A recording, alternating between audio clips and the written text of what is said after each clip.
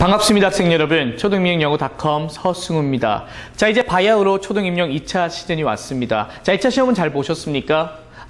여러분이 교문 앞에 가 있으니까 비가 부슬부슬 오고 정말 어깨가 축 처져서 어두컴컴한 그런 고사장으로 들어간 여러분의 모습을 보고 마음이 아팠습니다. 하지만 자, 시험이 끝난 오후들에서는 날씨도 개었고 날씨도 따뜻하고 포근했지 않습니까? 똑같을 거라고 생각이 듭니다. 2차 시험은 제가 함께 갈 테니까 자, 우리 같이 목적을 같이 넘어들고 그런 다음에는 여러분에게 정말 밝은 미래가 있었으면 좋겠다라는 생각을 많이 해봤습니다. 자, 어쨌든 자, 이번 2015년 영어 수업 실현, 영어 면접 강의는 어떻게 이루어질 것인지 구체적으로 한번 보여드리겠습니다. 그리고 난 다음에는 여러분에게 이런 공부를 하셔야 됩니다. 이런 방향으로 가셔야 됩니다라고 약간의 교통 정리도 해드리겠습니다. 남아있는 5주 정도 남짓의 시간 동안 여러분은 정말 효과적으로 정말 계획에 맞춰서 가셔야 됩니다. 학교 특강 물론 당연히 참여하셔야겠죠. 그런 다음에는 제 강의 그 다음에 인강 뿐만 아니라 뭐도 있습니까? 오프라인 특강, 컨설팅 같은 것도 같이 해보셔야지만 제한된 시간에 남들 하는 이상의 것들을 많이 하면서 합격점으로 다가갈 수 있다라고 말씀을 드리겠습니다. 자, 그러면 구체적으로는 자, 2015년은 어떻게 바뀔 수 있을까? 그 트렌드를 한번 짚어볼까 합니다.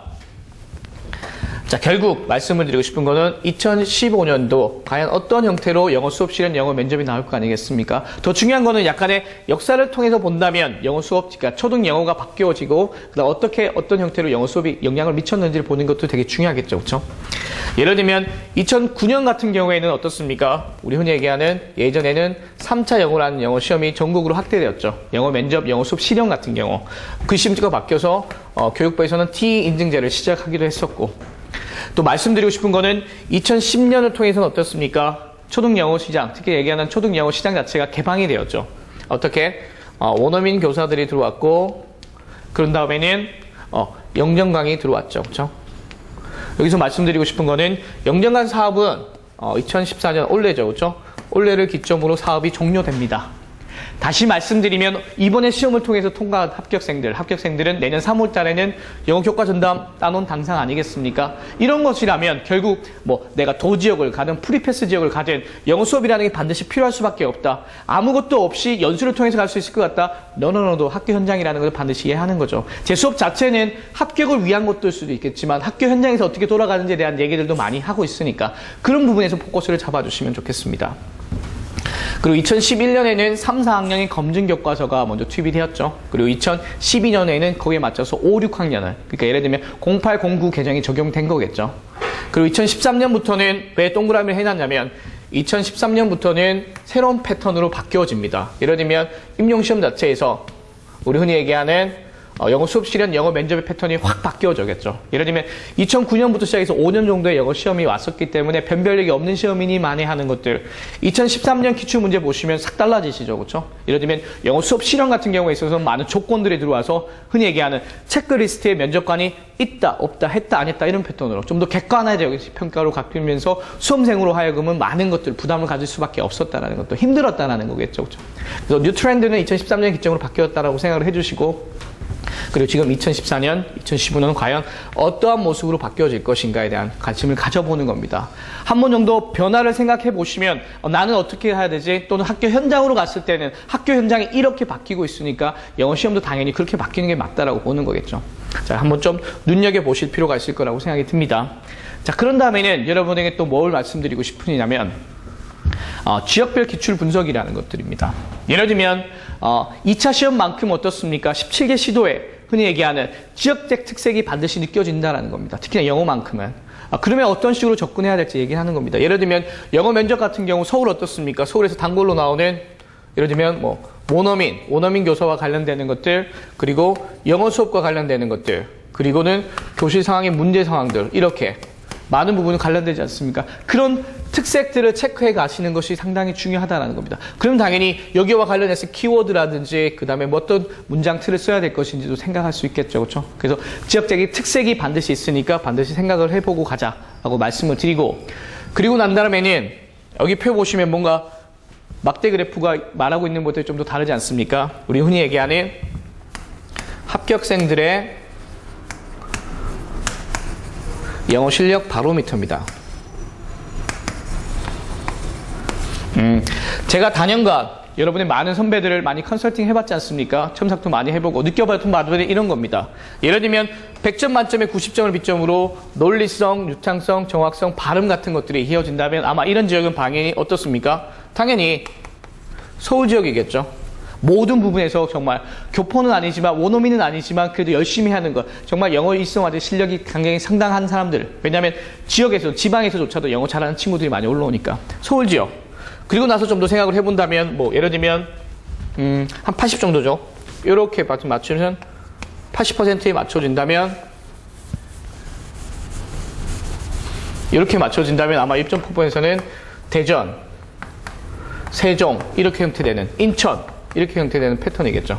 유창성의 패턴은 방향이 중요한 거고 그 외에 약간 서울 지역보다는 약간 떨어지지만 이렇게. 그리고 말 그대로 좀 더 도지역으로 간다면 오히려 유창성의 개념은 그대로 가겠지만 이런 논리성이라는 것들이 조금씩 더 떨어지겠죠. 그렇죠? 논리성 이런 것들.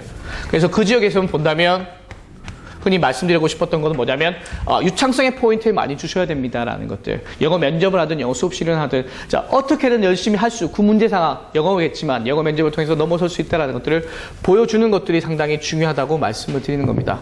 이렇게 합격생의 바로미터를 알면 여러분이 지원하시는 지역의 17개 시도에 어떤 부분에서 포커스를 맞춰서 공부를 해야 될 것인지 명확하게 들어올 수 있다라는 겁니다. 그래서 한번 좀 제가 정리를 한번 해봤고 17개 시도에 대한 것들 한번 살펴봐 주시면 되겠습니다.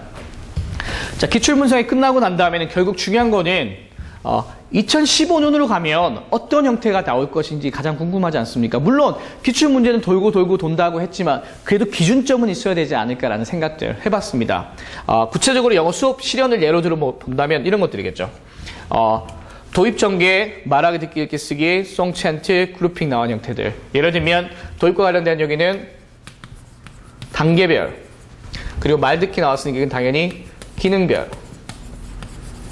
그리고 송챈트 나왔으니까 이건 당연히 활동별. 그리고 여기 나와 있는 그룹핑 이런 것들은 당연히 흔히 요즘 트렌드인 조건들. 이것들이 의지하는 바는 뭐냐면 출제 공식이라는 겁니다. 그러니까 모든 단원들을 못하지 않습니까? 검정 교과서로 다 바뀌었으니까. 그러면 여러분이 하셔야 될 거는 기존에 어떤 단원을 가지고 이것들을 가지고 기존에 나와 있는 새로운 트렌드에 맞게끔 문제를 드는 겁니다. 예를 들어서 말씀을 드리고 싶은 거는 어떤 단원을, what time is it이라는 단원을 가지고, 이번 단원에서는 전개, PPP, 활동 1, 2, 3번 맞춰주십시오. 그리고 나서 똑같은 조건으로는, 읽기 수업 진행해 주십시오. 그러면서 여기서는 발음 지도도 같이 하셔야 됩니다. 그리고 활동으로 간다면, survey 활동 반드시 해 주십시오. 이렇게. 그리고 나서 조건으로는, 수준별에 맞추는 그룹핑을 한번 해 주십시오. 그리고 마지막 순간에는 형성평가도 하셔야 됩니다. 이렇게. 그러면 여러분 이런 식의 연습을 하시는 겁니다. 그러면 하나의 단원을 가지고 서술과 제안하는 출제 공식에 맞춰서 수업을 할 수 있다면 정말 현대 트렌드에 맞는 수업의 형태도 되지만 많은 부분 학교 현장에 가셨을 때도 수업을 똑같이 할 수 있다는 겁니다.